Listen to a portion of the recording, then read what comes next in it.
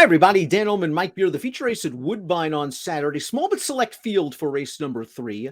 Here it is, the Grade 3 Seagram Cup. We're going a mile and a 16th on the Tapeta surface.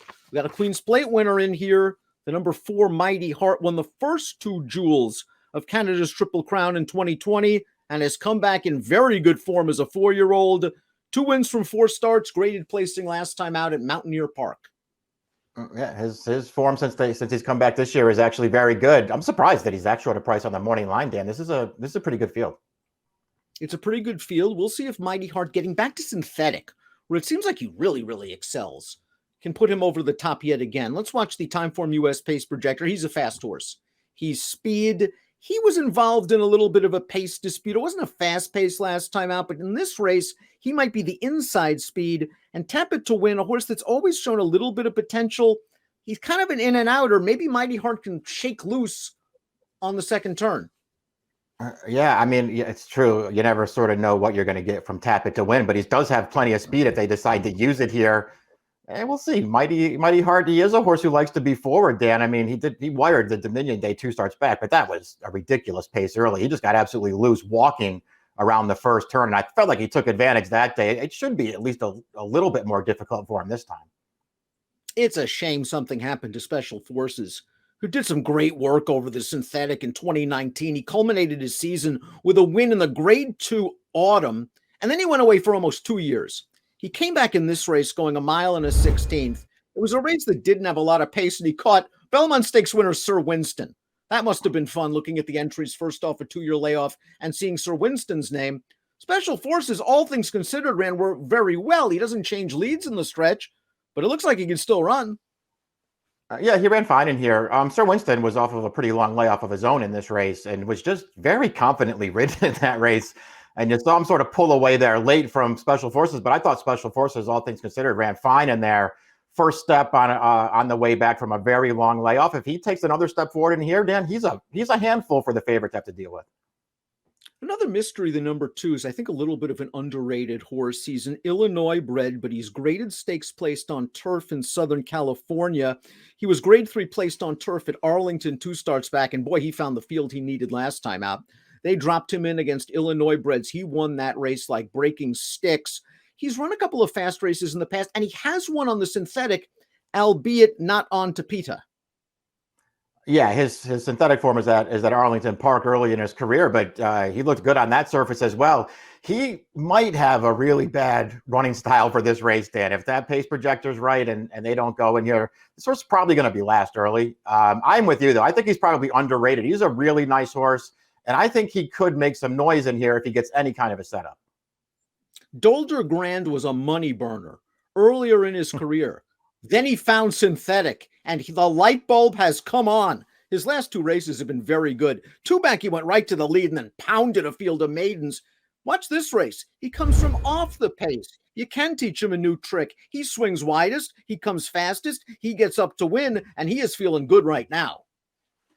Yeah, he is. His last 2 races are really good. He crushed that maiden field 2 back after making the lead. He wins this race very easily, too. I think if you just look at the margin of victory, you'd say, he had to work pretty hard. He's ridden out here, Dan. He made a big wide move on the turn. He wins this race very easily. He's obviously improved in his last 2 starts. Mighty Heart, Queen's Plate winner, Prince of Wales winner, very popular horse, deserving favorite in this race based on his overall body of work. Let's watch his race last time out, the West Virginia Governors, and it looks like he's going to take this race over on the far turn. He went after the horse on the lead, Sprawl, who's a pretty good horse in his own right, and he just can't seal the deal. Sprawl's a nice horse. Mighty Heart couldn't get by him. He's easily second best, but he popped another 96 buyer speed figure, and this is a horse who's usually going to buy her in the mid-90s.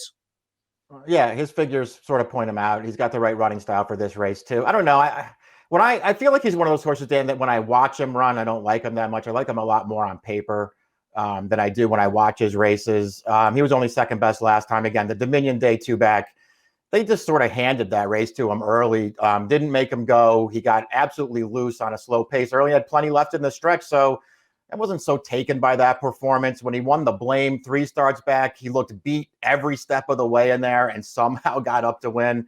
I don't know. He'll probably win this race. If he's going to be odds on, I want to bet somebody else. Tapit to win the number 5 showed a lot of potential early in his career as a 2-year-old.